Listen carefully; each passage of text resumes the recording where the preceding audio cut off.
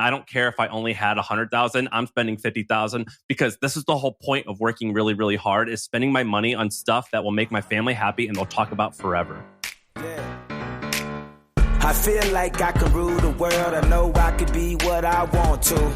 I put my all in it like no days off. On the road, let's travel, never looking back. All right, welcome to the episode. We actually talked about maybe 8 legitimately wonderful ideas. We talked about privacy startups. We talked about Ghost.org, which is a WordPress competitor that we actually think is going to be a $100 million plus company. We talked about Birdflow.io, which is a new business that just started 2 weeks ago. That's quite interesting. What else did we talk about? We talked about IKEA Hacking, which is the art of souping up and upgrading your basic furniture into something dope using IKEA parts, and what, that little trend that might actually be something that you could build a business around. This is going to be an interesting episode because we actually rattled off a ton of stuff. It just went from thing to thing to thing to thing. Dan, our producer, gave... Sam tells you why you should be spending 3 times as much on your engagement ring as you're planning to. 5 times as much. I spent 5 times as much, and I don't regret it at all. And I actually think everyone should. So listen to the end. That's that bit's at the very end at 54 minutes, I think. Give it a listen. And also go and click that subscribe button on iTunes and that follow button on Spotify, because we're going to be launching some more episodes that are interesting next week. And go subscribe to the YouTube channel. We just had our first video that had 100,000 views on YouTube. So we're getting big over there. Let's do it. All right, Shaan, grab your iPhone for me. I'm going to talk to you about something, but first I'm going to show you. So, all right, go to your iPhone, go to settings, type in privacy and click privacy. Type in privacy, all right. All right, and if you're following along on an iPhone, do this for me. This isn't like a trick. This is like a real thing. All right, click location services, and then scroll all the way to the bottom where it says system services. Yep. All right, after you click that, scroll halfway down to where it says significant locations. Do you see that? Yeah. Click that. And it asks you for your password, probably. It just Face ID'd me, all right. All right. Now, your latest location, it might say Vegas or Nevada or something. Click it. Yep. So what you're going to see is...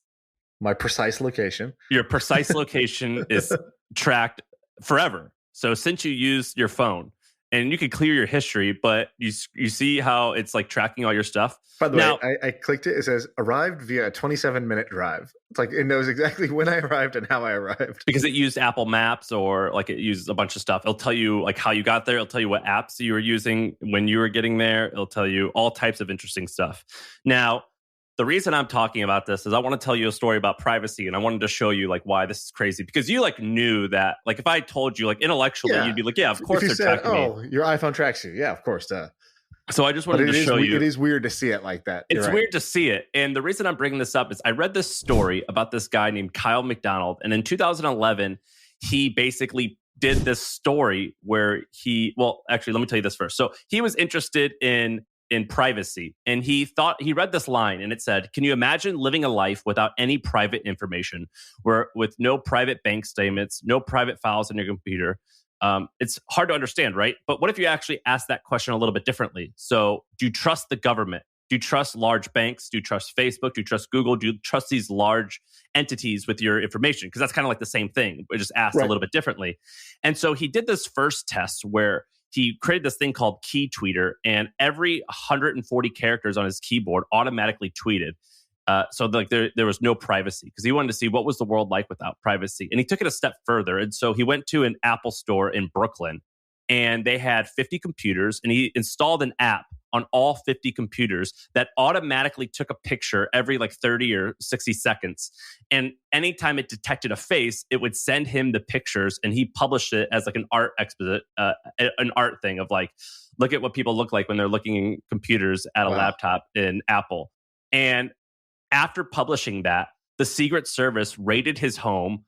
And Apple contacted the Secret Service. They raided his home. They took his computers. They did a thorough investigation. They declined to prosecute, but they definitely could have done something. And I thought that was amazing. When I started thinking about that, I'm like, isn't that crazy? That I would be upset too. If someone took my picture, I wouldn't be upset to call the police, but I would be upset. I wouldn't like it. Isn't that crazy that I'm upset about that? But I type in all my information throughout the web, or I let someone track me. And it's quite an interesting way. And I thought, what's another way? And so I discovered this little hack. I'm like, when I see that, it actually changed my perception. And so there's this issue going on where I actually think these privacy startups are going to be huge in 10, 20, 30 years. Now, my problem that I'm having personally is I'm actually struggling to find different solutions that need to, like, different ways to solve, or different problems that need to be solved. But I agree with this general premise of, like, when I just did that experiment where I showed you your tracking stuff, and when I just read this guy's art story, I was like, yeah, I'm totally not okay with that. I don't like that. Right. But you tweeted something out that was like this. You go, say your tweet. You go, imagine if you walked into, go ahead. Yeah. So let's just say that you're walking around the street and a company walks you into their office and they go, check this out. And they give you a file cabinet. You open this file cabinet and there's 10,000 pictures of you and your family taken throughout the last 5 years. And you had no idea that those pictures were being taken. How would you feel about that? Of course, you'd feel violated. Now, totally they would say, look, you were in public. And I would say, yeah, I know. I was in public. I can't be too angry, but I still don't feel right about this. Now, that's exactly what happens with your data. You know that you're opting into things. You know you're consenting, but sometimes you don't realize what you're getting into. And if you actually truly knew what was happening, you might regret it. And I think that the next generations of humans, like the guys who are 5 and 10 years old now, I actually think that they're not going to like this stuff. And we're going to see a lot of products that come out that fight it. Because I think that, like, when you think of, like, oh, wow, you used to be able to smoke in a restaurant in the 1990s. I mean, I remember when I was a kid, I could smoke in a restaurant, or you'd be smoking in a restaurant. Now we think that's asinine. I think that the privacy stuff now, we're actually going to look back in 20 years and be like, I can't believe you were able to do that. So anyway, I wanted to start it off with that experiment. I like that. I like that story a lot. And I'm with you. We've talked about different quote unquote privacy focused startups, ranging from like privacy.com to DuckDuckGo, and how that's actually like privacy.com, by the way, become like a real kind of like sort of competitor to Google in a obviously in a niche, but hey, it made it out after 10 years against Google. And we've talked about different versions of this, whether it's browsers, phones. A lot of the crypto stuff is based on these same principles, right? Like, you own your data, and you custody it yourself rather than trusting this like kind of central company to hold it for you. And so I'm definitely with you that I think that some really big companies are going to be there because people really give a shit about this, and you could tell people give a shit about this. Like, it's ironic you were saying go to your Apple iPhone settings, because if you go down the street in San Francisco, you're going to see huge billboards, and it just says privacy, and it's just Apple, and there's a phone blocking out your face, like this, like somebody holding a phone and you can't see their face, and that's their whole ad, and that's their differentiation, that's their shtick about like what they care about. At the Super Bowl, they had that ad of somebody just looking at their phone, like typing it, like kind of like a text message to somebody. They're just laughing uncontrollably, but they never explain what it is, because it's like, hey, that's your information. And so Apple is like basically bet the farm on privacy as like their core attribute that they're going to be providing to customers, like the number one value prop now. And but here you go into your phone settings, and it's like, hey, yeah, we've tracked your location, and you can share that, and here's all the different services you've shared that with, here. And they are trying to fight back. Like, you've probably heard the Facebook stuff that happened, but if you're not advertising on Facebook, you probably don't realize how big of a deal it was. You should explain what's going on, because even I don't own an advertising business anymore, but I did. And even I was a little bit undereducated, but it's actually an incredibly big deal. And this is an incredibly big deal for a consumer, but also as business people. Last week, we talked about this inflection with the NCAA athlete thing. This is actually a new inflection. It actually helps guys like me who owned an advertising business, but I don't, not anymore. Right. Yeah. So basically Facebook's this, obviously it's the advertising juggernaut. It's Facebook and Google. And with Facebook relied on having obviously detailed targeting information about you. People always said, oh, it's creepy. Your my iPhone's listening to me. And by the way, do you know the real explanation of how that works? It's like, dude, I was just talking to my friend about this, and then, and now it's showing up in my Facebook ads. And like the reason why is because your friend has searched for a thing or interacted with a product, and then they know that you were close to your friend. Your phones are in close proximity, and so they start showing you ads that have been like your friends have been interested in, because they know that works, and there's a chance that you had talked about it. And then out of 30 times that you didn't talk about it. You just saw an ad, it just went by you. And then the one time it's the thing you guys were talking about, it stands out and you remember that and you think Facebook's listening to you. But nonetheless, Facebook basically had the biggest targeting machine in the world, right? You could segment by state, by religion, by whatever. And then they've slowly stripped away some of those things as they got in trouble for, like privacy with the election, about what sorts of things you can target on. But fundamentally, Facebook knew more about you than you knew about yourself. Facebook knows before you're pregnant, right? Facebook knows you're pregnant before you know you're pregnant. And it knows based on your behaviors. It knows based on your interests. It knows based on many things, a lot of stuff about you. And so what happened is Apple basically stripped the one thing Facebook needed.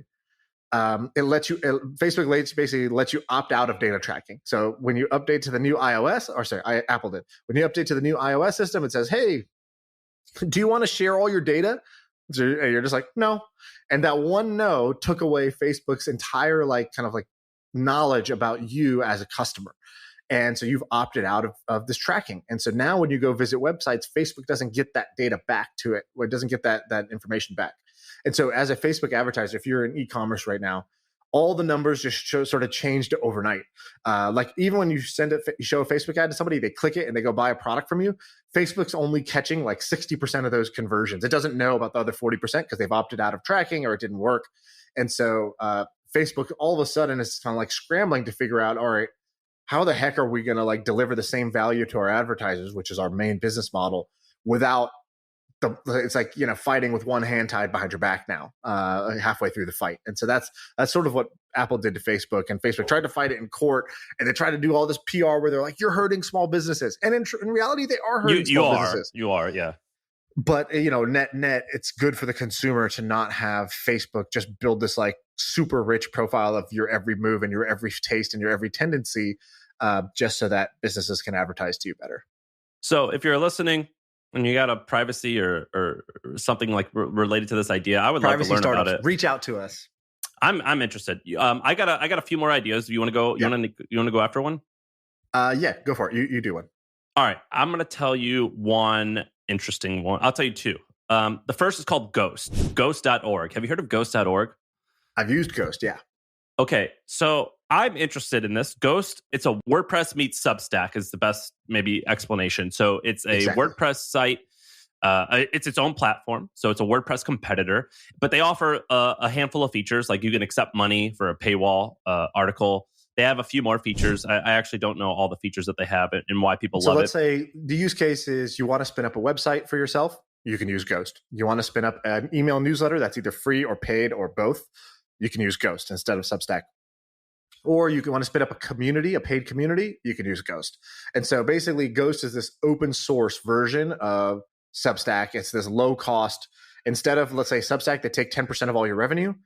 Ghost just says, hey, pay us $10 a month and we're happy. And so they don't take a percentage of your revenue. So for a lot of people, that could be thousands of dollars a month that you're saving if you use Ghost. And they have different tiers. So $10 a month, $30 a month, $80 to $200 a month.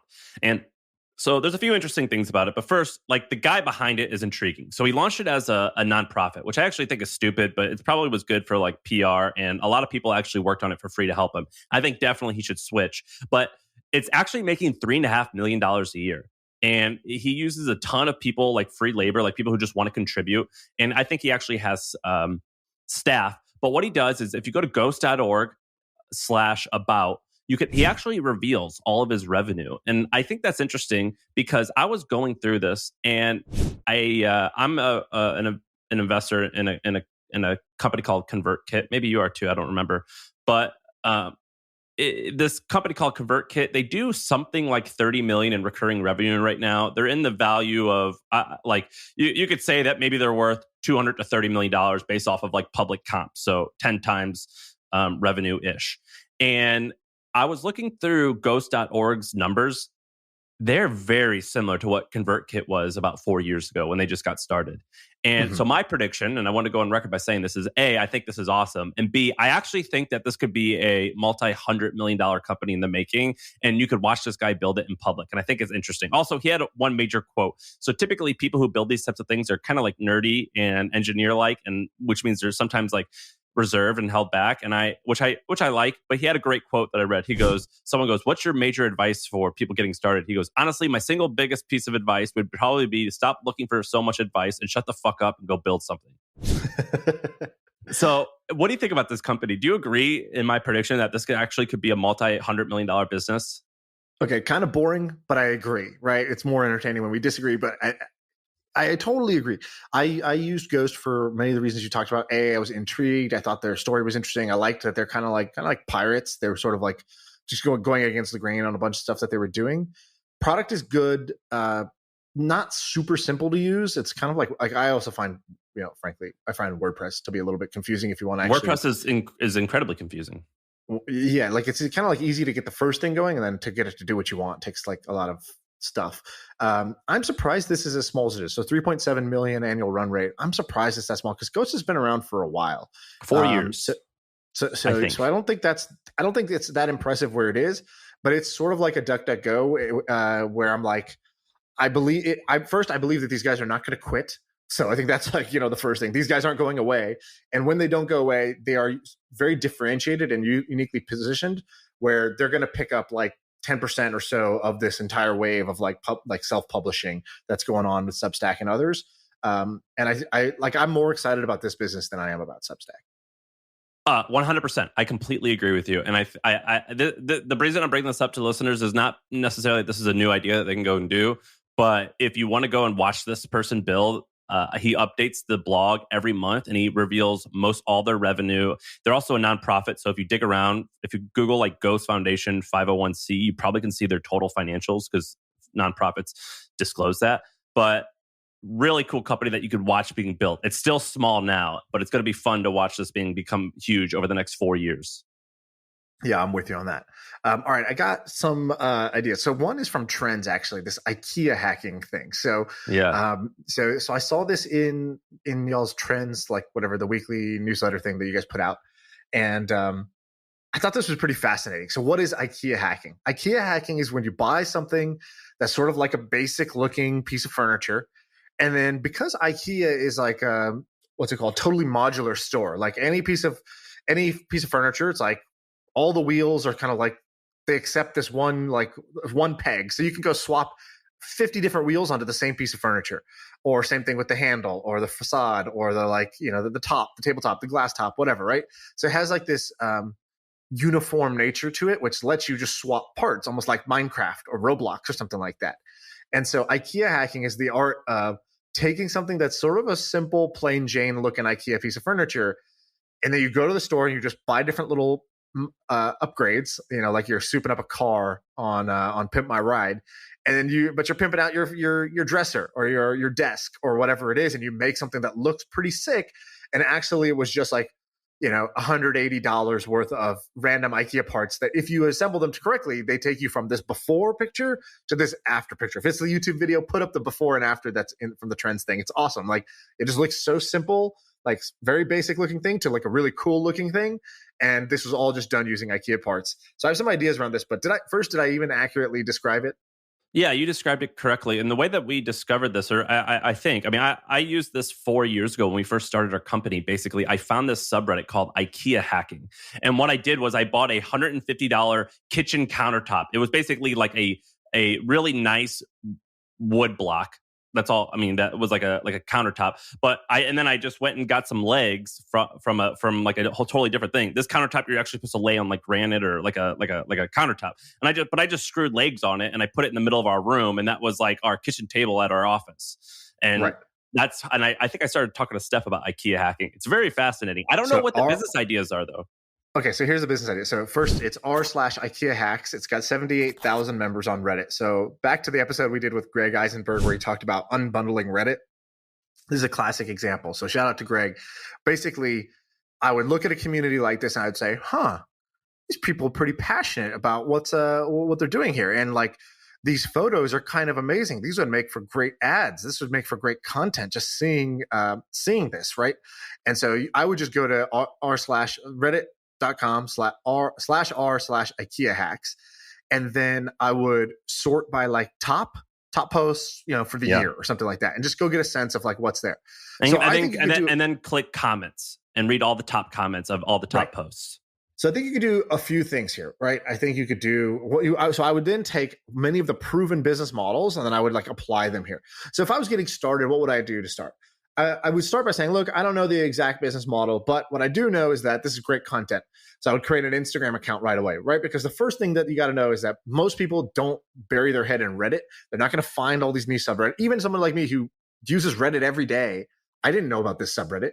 And so, let alone my sister who will never use Reddit and she'll only use Instagram. And so like the first thing I would do is I would immediately create an Instagram account that's just posting the IKEA hacks, the best pictures from Reddit, and basically just plagiarize it and just put it there and then just credit the username from Reddit in every photo as a photo credit. Just so you don't get in trouble. Yeah, just so I would say, what are you talking about? I was giving credit right there. And it's like, dude, you're ripping this off. So that's the first thing I would do. I would try to get that to like 50 to 100,000 followers on Instagram because that's now my asset. That's my audience that's interested in this thing that I can then leak out different products. So it could be a course, like a simple like $100, $200 course that's like your guide to IKEA hacking. It could be like individual courses. It's like the bedroom course, the home office course, the home garage, the garage gym course or whatever, right? Like maybe different modules that I would do. So I would maybe think about courses. I would think about maybe I could sell these as kits. So like maybe I could save you the hassle of having to go to IKEA, figure out, I need this knob and then this little paper thing and then this other thing. And then those three together are what you use to like make this vintage looking dresser. Maybe I would just sell the vintage looking dresser kit. And it might just be as simple as a recipe. Walk into IKEA, go to the section 198.c and go pick up this item, right? And so it might be something like that. I don't know what I would do, but I do think there's like a small bootstrap business. And this is a good business for somebody who is genuinely passionate about this, right? So like, how do you take what I'll call your like, okay, this is not meant to be offensive, but like there's a lot of hobbies that are like basic bitch hobbies. So what's a basic bitch hobby? Basic bitch hobby is a hobby that you think is unique to you. It's like saying like, no, you're fucking disgusting. No offense. Anytime you say no offense, it's like, what it means is brace yourself for some offense. Yeah, no offense. I fucking hate you. No offense. So the no offense here. So like for guys, the basic bitch hobby is like sports. Oh, bro, I love the NBA. Yeah, you and like 80 million other people right now, right? So it's not like a unique hobby. So how do you turn your passion into business? Well, it's not a unique passion, so you're probably going to have like a Me Too business unless you think of a new angle. And so another basic bitch hobby is like, oh, I love interior decorating. It's like, cool, you and like 90 million other people who like to watch HGTV and just judge stuff. Or like you're happy to scroll on Instagram pretty looking things and push like. Well, I think that's why if you look at it from this angle with like IKEA hacks, you're finding a niche and you're building your own audience on that like that one kind of trend. And then maybe you can release some kind of subscription product, education product, D2C product, like something to that audience. You've turned your basic bitch hobby into a business. We already talked about the basic bitch version of this for us, which was the knees over toes guy. Another example. I love working out, dude. Yeah. Another example of this is Philips Hue light bulbs. Crazy subreddit that is like has a rabid fan base. I've actually like lighting or something, right? What is it? Is it Philips Hue? It started as just a bulb that was, and you would say, Alexa, make the bulbs or make the living room purple. But then they have like 50 other products now, and people like have all these blogs, and they're actually making good money. I bet you like Apartment Therapy or like one of these bigger brands actually owns one of these blogs. I'd have to scroll down and look at who owns the copyright. But basically, it's blogs on where to put the lights like under the bed in order to make it feel cool. Right. An example of who did this well is House of Highlights. I don't know if you followed them on Instagram, but they're big. Basically, they took ESPN Sports Center, which was like this 30-minute television show, highly produced. And all it was doing was showing you the best highlights of the day. And so back in the day, like sports would happen all day. And then the evening or the next morning, you would watch SportsCenter to catch up through the best highlights, right? It's like just the sugar. And House of Highlights smartly realized, hey, we can just post those as like 10-second clips on Instagram as soon as they happen all day. And like, I can basically have like two people who like the NBA just run this account, and this account can grow to like 1 million people. So the guy like Omar created this thing. I think Bleacher Report owns it. Yeah, so he ends up selling it to Bleacher Report and runs it there. They run it now. I bet you whatever he sold it for way too little. And so Overtime did kind of the same thing. But anyways, that's like an example of taking these like how do you take this content that's not your content, it's not original content, it's in this like kind of basic bitch hobby, and then you turn it into like a media property that you own, and then you own that audience, and then you can figure out what you want to do from there. So there's this couple who they got popular because right before the pandemic started, it was a French guy and his American girlfriend who are now husband and wife, and they started baking croissants in their apartment, and then they brought it to work and they like sold them to their friends or their coworkers, and then eventually they created an Instagram and they went viral. And the apartment that I'm staying in right now bought like pre-ordered. You have to pre-order 8 weeks out because they're sold out for weeks and weeks, and they're just baking these croissants and cookies out of their apartment. And the guy who owns my apartment got them and then ended up going out of the country, and he's like, hey, you can actually have my order. It's like $90 of like these fancy croissants.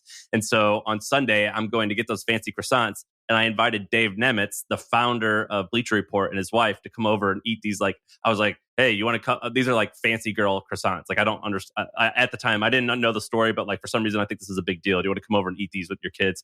So I'll be eating croissants with the founder of Bleacher Report on Sunday, and I can ask him the story about House Highlights. That's please do. It's an amazing buy by him. Like mad credit to them for picking this up before ESPN or anybody else. I think, by the way, he listens to the podcast, or at least he like talks to us on Twitter a bunch. And so he seems great. Yeah, and Bleacher Report. I saw his talk at HustleCon. Very impressive. Of like the way they kind of like won and they survived. I just remember this one anecdote he told, which was he was like, yeah, we basically like every other content site was kind of like, okay, I might butcher this just because I'm trying to remember a talk from 3 years ago, but here's what I remember him saying. Every other like sports news website was just talking about whatever was interesting to them. They're all kind of putting out the same content.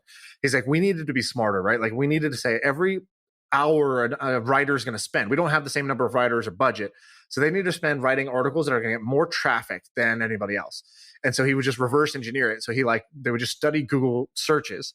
And they would say, oh, everybody's searching, what time is the NFL draft? He's like, so we would immediately like have like the number one ranking thing on Google for what time is the NFL draft, where to watch it and how to watch it and what's going to happen in the draft. It's just like this kind of filler content on a website. And he's like, people really like the draft. Okay, we're going to go like all in on the draft. And we're going to write 10 times more content about the draft because that's what there's a big appetite for that ESPN is like underserving. And so I thought it was pretty awesome how they took kind of like a supply demand approach to it instead of like an artsy, right? Like an artsy approach of like, oh, you know, we're a journalistic publication and we should write the hard hitting pieces about whatever, or like, you know, well, here's what I'm passionate about. It's like, no, they like took a science approach to it, which I liked. And then the other founder went and did that. He had a non-compete after he sold Bleacher Report, so he couldn't do sports anymore. But he started a media company called Bustle, which is like women's content, so all types of articles. But like an example of his long tail search strategy, he deployed the same strategy. So like if you Google like what happens when I get my period while I'm on the beach, like Bustle will show up number one. It's like there's only going to be like 100 people a month or something that search for that. I have no idea, but that I think I had heard through him that was one of the examples. Or if you Google things like that, you'll come across Bustle, and they do like over 100 million in revenue, and so it still works. Right. And by the way, just pivoting off the Instagram thing, we talked about this in the past, but there's some new news, so we should bring it up. We talked about this this woman who's an influencer. She's a fitness influencer on Instagram, Kayla. I think it's Inez or something. I don't know exactly how you say her last name. I think it's new. Every woman listening to this is just going to be like, "What the fuck, guys?" I think it's new. There was something else we tried to pronounce that we just like couldn't. It was just like I don't know, some fancy luxury brand for purses or something that like Hermes. Before. Yeah, yeah. She wears Hermes bags. So anyway, she has this app. So she basically took this Instagram following and was just posting like workout clips on Instagram and stuff. Her and her boyfriend, I think, or her husband, I don't remember who it was. Well, before the app, they were just selling a PDF. Sarah, my wife, bought one. She bought it for $29. Same. My sister-in-law has the PDF, and she was just using this PDF for like, is it like the beach body, or I forgot what it's called. It's like some kind of like 30-day program. Yeah, that's our 30-minute workout. That was like, you know, from this girl, and she was buying the PDF. Then they turned it into an app, right? So they turned it into an app. App starts doing great. My wife was a subscriber. You pay $100 a year, and then you open up the app, and it's basically like, from what I remember, you open up the app, there was like 5 women who were like the trainers. And it's like, one is like very muscular. One is like very just like thin. One is like half kind of like toned or whatever. Another one has like a huge butt. It's like, which body do you want, and go follow their program. And so you would just pick it, and then you would get like daily workouts, kind of like a video that was like very good. And so anyways, that app was doing like, I think they had done over $100 million revenue. I don't know if that's annual or cumulative, but they just sold. So I don't know if you have the details in front of you, but they just sold for like $400 million or something, right? Like they just exited the app this week. Yeah, for $400 million, they sold to this company called iFit, which is about to go public. They said they're doing $100 million in revenue. Pretty amazing. No brainer to buy. Definitely worth it, I think. And it's pretty weird that 100 million. If you're doing 100 million in revenue, you sold for only 400 million. So it's a pretty low multiple for like a digital product. But they're probably spending a ton. So. Probably spending a ton on marketing. Okay. Yeah. Maybe not. I mean, she had 13 million followers, and it is based on her thing on her following. Can I tell you about an idea that someone just sent to me, and I thought it was pretty amazing? Okay, look at the thing called Birdflow in the doc. So it's called birdflow.io. Did you click on that? I saw you text me about it this morning, but I haven't checked out. So tell me about it. Okay, so this guy sent it to me. He goes, "Hey, I had this like software company, and it was trying to do all these problems and solve all like it's called Crowdflow or something like that." And he's like, I spent 3 years working on it, and then I just said, "Fuck it, I'm just going to create a really small app. I'm going to build it in 2 weeks. It just does one thing really well." It's called Birdflow, and if you click it, it says marketing automation for Twitter. But basically, I'll tell you, like it does 3 different things. But the main thing is everyone who clicks follow on your profile, it automatically sends them a message, and you could say anything in that message, like, "Hey, thanks for following," or "Hey, thanks for following. Check out my website." And I installed it. He's charging $29. I installed it. And it's awesome. It's awesome. It's awesome. I love these little micro SaaS tools. I think it's so neat. This is exactly how Buffer got started, and that's a multi-$100-million business. Right. Yeah, I like the micro SaaS tool that does one simple thing that helps you win on a platform you're already like trying to win on. That's the key, right? So like I'm already trying to win on Twitter. I'm trying to win on Instagram. I'm trying to win on Reddit, whatever. And if you could build the micro SaaS tool, it's like here's other examples of them. There's what's it called? Jungle Scout, which is for Amazon. So let's say you're trying to win as an FBA seller on Amazon. So you're selling a product on Amazon. Jungle Scout is this app you can use. And it basically, when you're searching any Amazon like search result, you can open up Jungle Scout, and it'll basically tell you how much that product is worth, how much search volume there is for it, how competitive it is to be in that niche, and how much money they think that product is making, so that you can find winning products that are like high demand, low competition, and then you could build an FBA business in that niche. And so it's a simple SaaS tool. I think Jungle Scout does some stupid amount of revenue too, because they were recently partially acquired by PE in the hundreds of millions of dollars valuation. Greg Mercer is good friends with Neville and in Austin, and he this is, I guess, public. I mean, he's got like a plane and shit. So whatever it was sold for, like Neville will post pictures going to like Telluride in a private jet. And I'm like, dude, who's Jeff? He's the PE guy, or he's the Jungle Scout guy? The guy who sold part of the company, who started it. Gotcha. Yeah. So super simple tool that just helped you win there. And they just kind of like dominate that one niche of like FBA selling, or in this case, Twitter automations, right? So, and so I like this a lot. I need something like this for me, because I'm trying to basically grow my audience on Twitter, and then cool, the less work I can do, the better, right? Like I love digital salespeople. All right, a digital salesperson. That's what I think about when I think about landing pages or like this, like little like automations. That's a digital salesperson. It's somebody who's going to work 24/7 for me for zero cost, or in this case, whatever it was, $29 a month. That's their salary, and they're going to do exactly what I say every single time, predictably, and they're just going to generate more value for me. And so I look at my landing page like a digital salesperson. I look at my automations like ConvertKit, things like that, as digital salespeople. And this is a really cool one. I like this a lot. Now, I can see this getting really annoying. I mean, people hate getting these auto DMs, but it still will work. Yeah. It might be annoying, but I actually just made mine. It just says, "Hey, !" Thanks for following. Now, here's the problem that I already found. So it's already sent out a couple hundred messages for me. I guess I get maybe 500 to 1,000 new followers a day.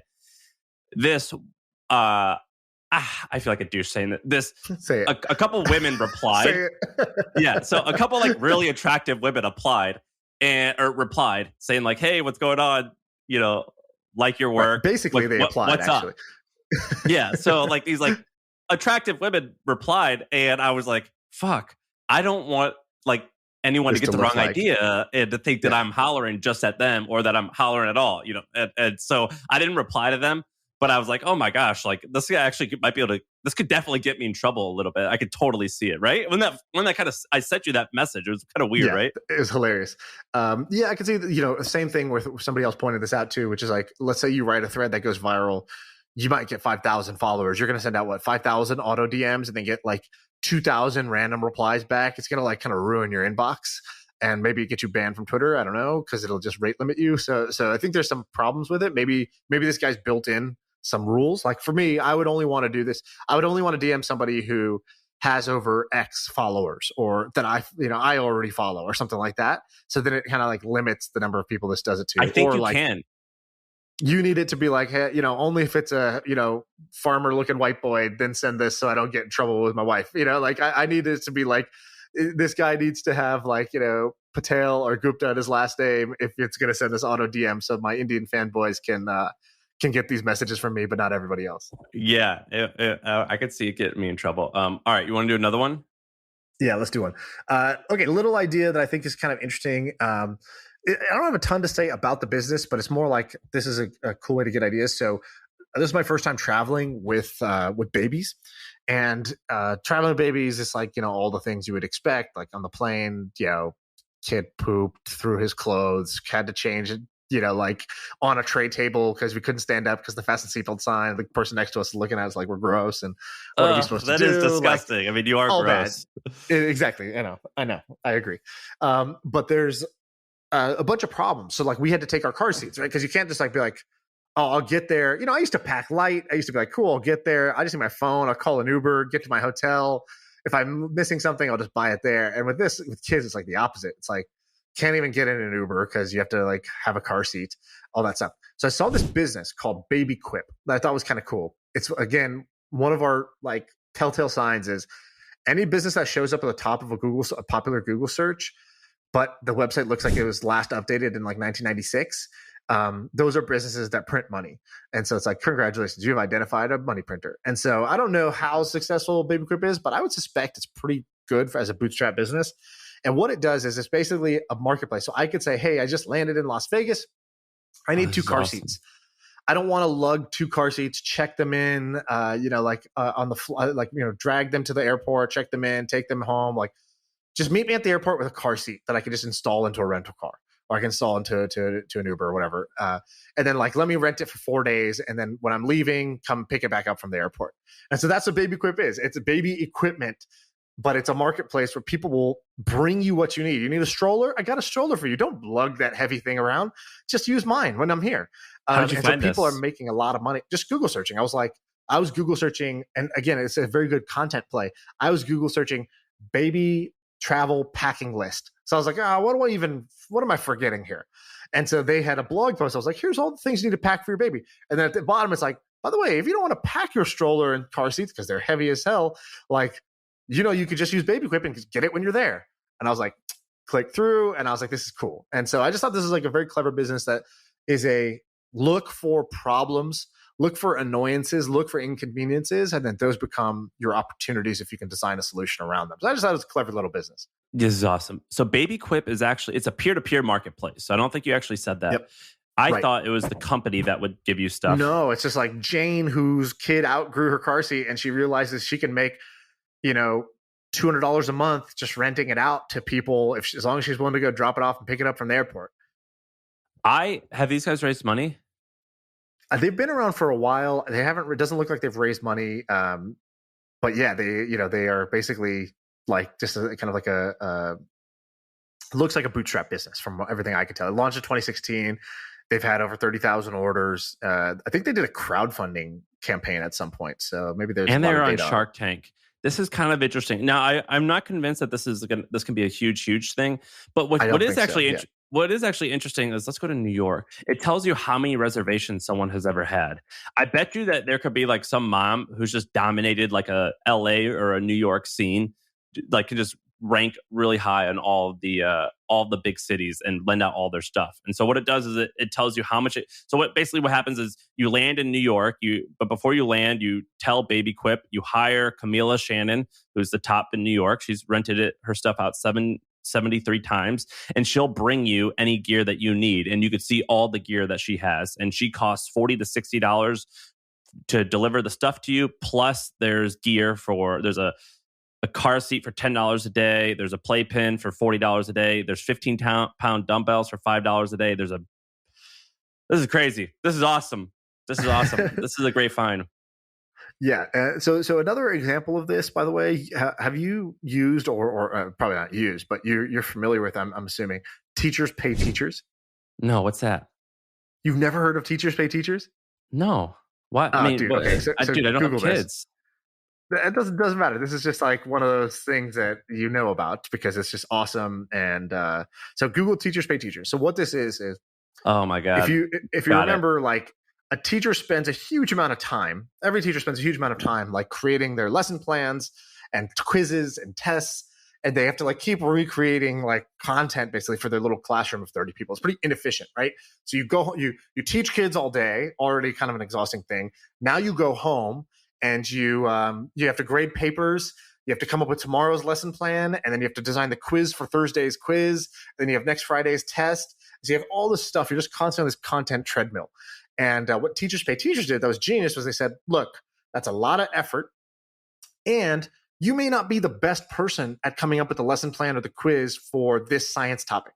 So why don't we just create a marketplace where any teacher can list their lesson plans, their quizzes, their tests, and you could just instead of just making your own, go on here for $10 and go buy the best science thing for a fourth grader trying to learn about, geology right now. And you just go buy the thing for $10 and you saved 4 hours of time. And so it was like a great trade. So Teachers Pay Teachers is a marketplace doing this. Some teachers were making millions of dollars just creating putting their content up for sale here. The business itself does, I think, $300+ million a year in revenue. It's gross. Bought out by PE. In gross revenue, yeah.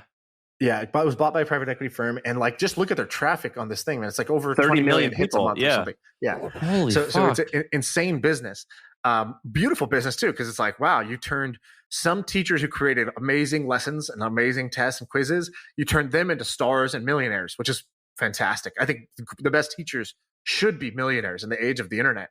There's no reason not that they shouldn't be. On the other side, you saved a bunch of money you saved a bunch of time for all the other teachers so that they're more rested and can go into class and perform instead of being, like kind of falling behind constantly on the content treadmill. And so I thought this is like, an amazing idea. It reminds me of the Baby Quip thing. Obviously, this is much bigger, much more successful, but it's like these niche kind of like pain points turned into, marketplaces, solutions. This is badass. Maybe you could also do this for speeches. I remember doing my brother John gave a really good wedding speeches. He gave a great best man speech, and dude, that's a great idea. 3 people paid him money to write their speech, and I think that you could do that I think you could start with just wedding speeches, but eventually do all other types of speeches. Dude, that is hilarious. Somebody should absolutely do that because there's a ton of Googling, right? Like when you have to give your speech, you're like, oh God, pressure super high. Like how many reps have I had doing this? 0.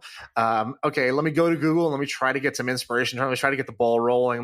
People go to YouTube and they try to watch like, best man speech ever, right? Best bridesmaid speech ever. And then you're like, okay, like what am I going to do? Copy this? Not quite. But if somebody created these with templates, that could be pretty good. I like that. Yeah, I actually think you could do that. There's this company called Book in a Box, started by Tucker Max, who was one of my investors. Before it was, when they did Book in a Box, you'd pay them any number from $20,000 to $100,000 on a bunch of different options, and they would write a book about your life. So you could like get speaking gigs, or you could give to your kids, or like whatever for any different reasons. So you could look like an expert, be a thought leader. And then a lot of their authors started getting speech offers. Someone would pay $10,000, $20,000, $30,000 to have someone come and talk about like best practices in meetings because some guy had wrote a book on how meetings suck and how to make them better. And then they created a new subsidiary that would do your PowerPoint and presentation for you, and you'd pay more money for that. And I was like, that's cool. That should probably be the business more so than just the book thing. Right. And so I think that actually teachers paying teachers, you could also do speakers paying speakers. I mean, you could do the same thing. There's another angle to this, which is I think that teachers are sort of this teachers and nurses. They're these two workforces that are very, very large. They have a unique set of problems. They're extremely like kind of word of mouth heavy. And I don't think that the existing solutions were great for them. So on the podcast a long time ago, we had the founder of like Incredible Health come on, which is basically like a kind of like a job marketplace thingy, like a kind of a LinkedIn-ish thing for nurses. That was right before COVID. How'd that do? They raised a bunch of money. I don't know if they're doing well or not, but I can't really say. But they've raised a bunch of money because the opportunity is large, meaning there are so many nurses and there's a shortage of nurses and there's a high demand for nurses. So there's a lot of fees paid for placements. So nurses want great jobs, and then hospitals and clinics basically are happy to pay to place nurses. And so there's a lot of money to be made if you can build the right network there, if you can build a vertical LinkedIn for just nurses. And I think there's a similar opportunity for teachers, not in terms of placing teachers, because it's not the same level of demand for like hiring teachers. But pay. I do think that if you built like a professional networking thing for teachers, that's better. They don't necessarily want or need to use LinkedIn. I think you could build a custom solution that is for teachers. It's like how are teachers going to engage with like kind of like their peers? All right, what do they need to do?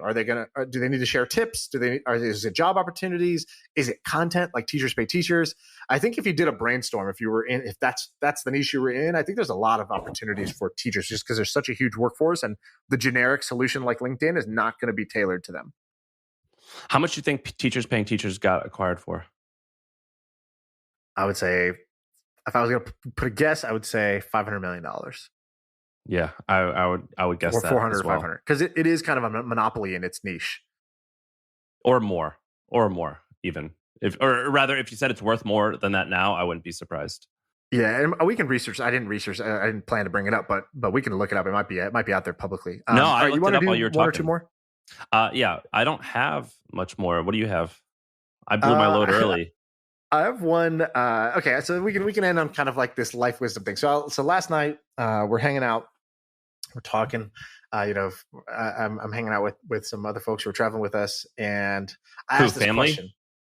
Yeah, family members. And so I asked this question. I said, all right. I said, what do you think? I said, let's take fast forward. How old are you? You're 31, something like that? You're 31. I said, all right, fast forward, you're 90 years old. And let's say your life, like you have your life as it's gone so far. And then let's just kind of like project forward. Like it just keeps going the way that things have been going, like the track you're on. Let's say you continue on the track, you end up at 90. What do you think, if you look back, you're going to be most happy with the way you lived your life? And then what do you think you're going to regret the most about the way you lived your life so far? And so I was curious. After I asked that question, I got some answers from the group. I was curious. I was like, I'm going to ask Sam this because I don't know what he would say. I think it's a hard question, to be fair, but I'm curious what comes to mind for you. I would say that I let my temper control things. I lose my temper easily sometimes. You've seen it sometimes when I get mad at you or when I get mad at Dan or someone else. And it's like, sometimes they've actually done something that is warranted. Oftentimes it's like, it's not that big a deal. And so I get super fucking frustrated and I'll hold grudges over like a relatively small frustration. And I let my emotions control some of my decisions. And I've lost a lot of money and a lot of friends because of it. So that's what I regret is that, and I work quite hard to fix it, but I wish I would have been even more aware of that early on. What else do I regret? That's a great answer. Do I think that I'll regret? I wish I didn't spend years neglecting my health, thinking like, oh, I can get to it later on. Like I should have fun now. I wish that when I was a kid, my parents instilled healthy eating habits, because I think that like that still kind of fucked with me. Right. Like eating a lot of bad sugar. What else? What about the flip side? What's the one thing you're going to look back and you're going to be like, glad that you lived that way, or you did that thing, or you made those choices? Starting at age 20, I wrote this down. I said, by 30, I want to have started something that will make enough money that when I have children, I won't ever have to worry about how to give them what they need. And also I'll be able to spend time with my family. Even though I didn't have a family or anything like that, I was like, that's what I think I'm going to want by the time I'm 30. So I'm going to work against that. And I achieved that. And so I'm most proud that I now can only worry about the emotional aspects of the family, even though I don't even have a family. Right. Okay. I'm most I proud like I got that problem out of the way. The that, financial problem. What do you think of that question? Is this is a good question, or is it? It's a really good question. I actually changed it around. I ask myself this all the time. Well, it's quite similar. I think like, what can I do today that will make my future self proud and not regretful? Right. And so, what will I thank myself for? And I say 10 years, but I would actually change it to 6 months. Because oftentimes, how many times, and the other question I ask myself is, in 6 months, will you wish that you have done this or wish that you had started trying to do blank? So it's like losing weight, exercising is a really good one. In 6 months, will you look back at yourself and be like, fuck, I wish I already had started learning how to speak Spanish. I wish I already would have read these books. I wish I already would have done this. So just fucking do it. Make your future self proud.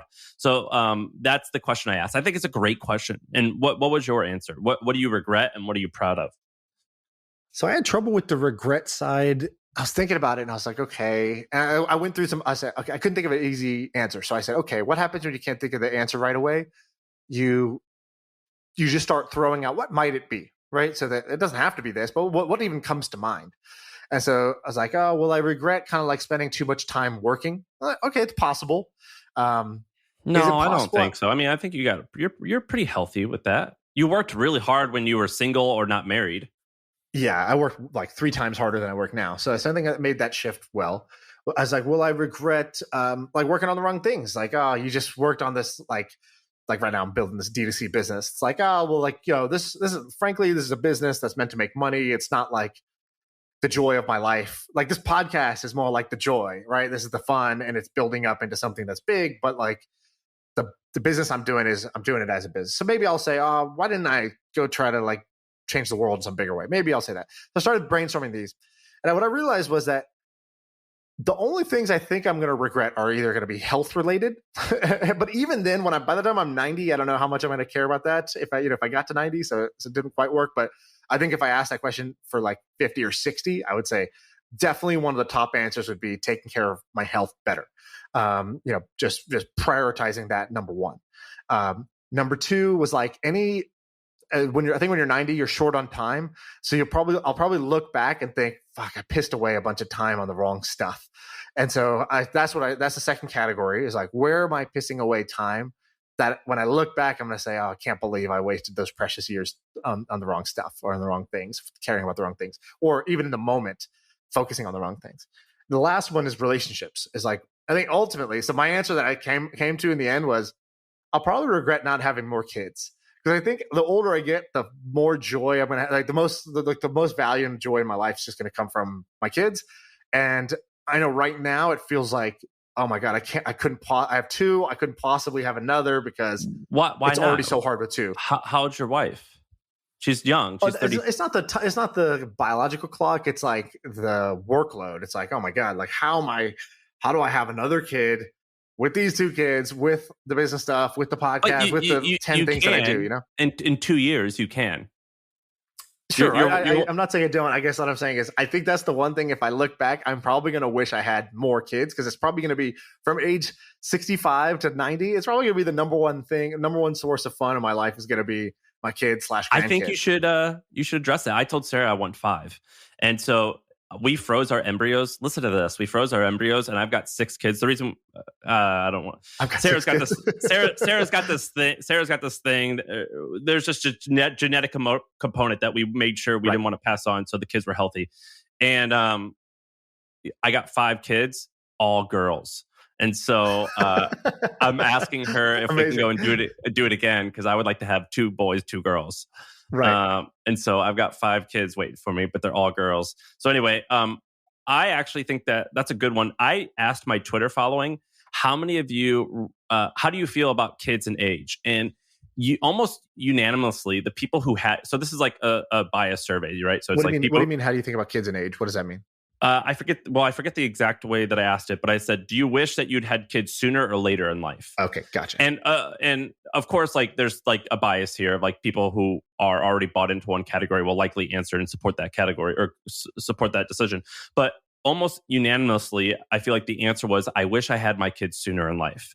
And that actually shocked me because particularly in New York, Silicon Valley, LA, the coastal bigger cities, it's actually, versus like Missouri, where I'm from, it's actually more normal to get married and have kids at 21, 22, 23. Whereas on the coast, it's like 31, 32, 33.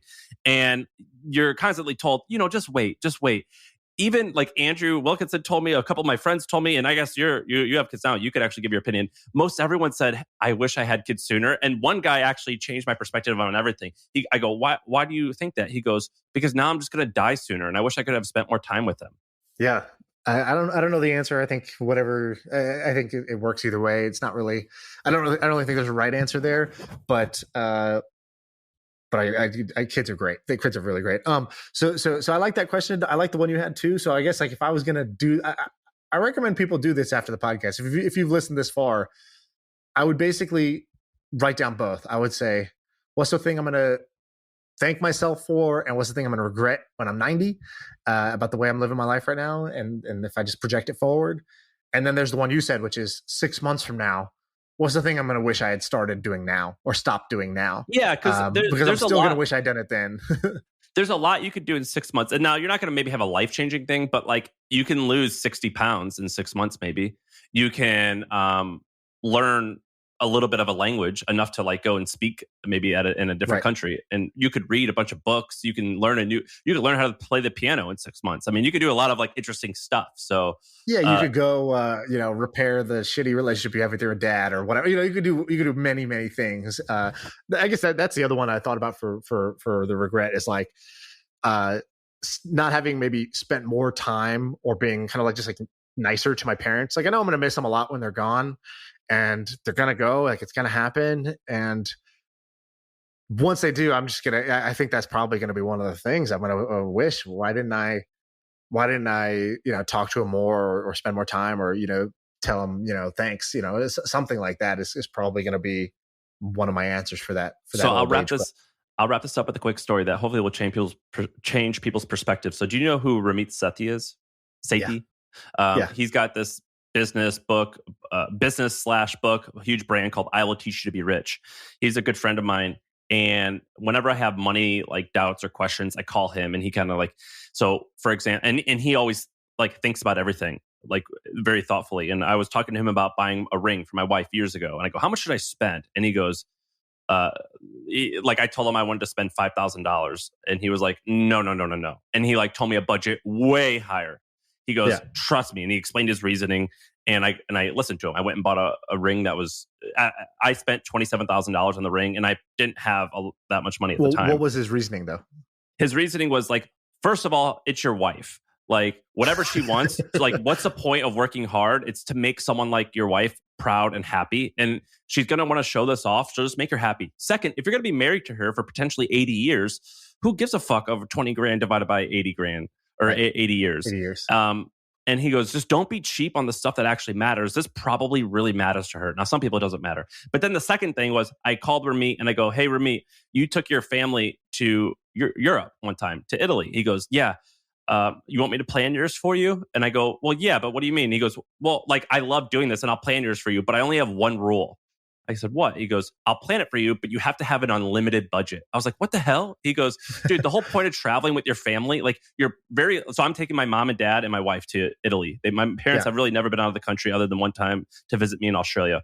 And he goes, you got to give them an unlimited budget. I was like, dude, I was going to spend like 15,000 maybe. And he goes, no. We're going to spend 50 at least. And I was like, that's so much money. He goes, dude, you're never going to go out of the country again with your family. And I've done it before. Like one time, it's the one thing that they will never stop talking about it. And I don't care if I only had 100,000, I'm spending 50,000 because this is the whole point of working really, really hard is spending my money on stuff that will make my family happy and they'll talk about forever. And I was like, you're right. I need to quit being a cheapskate. So I bought my mom and dad first class. They've never been first class tickets to Europe. We're going to like have a great time. And it kind of changed my perspective on spending and being tight. So that's my quick little story. That's amazing. I love it. All right. We should end on that. All right. Good episode. Dan, what do you think? This was good. I give you guys a 9.5. No, okay, good. I'll take that. Last one was an 8, or an 8.5. All right. That's the episode.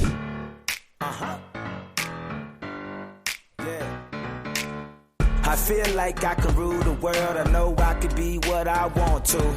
I put my all in it like no days off. On the road, let's travel, never looking back.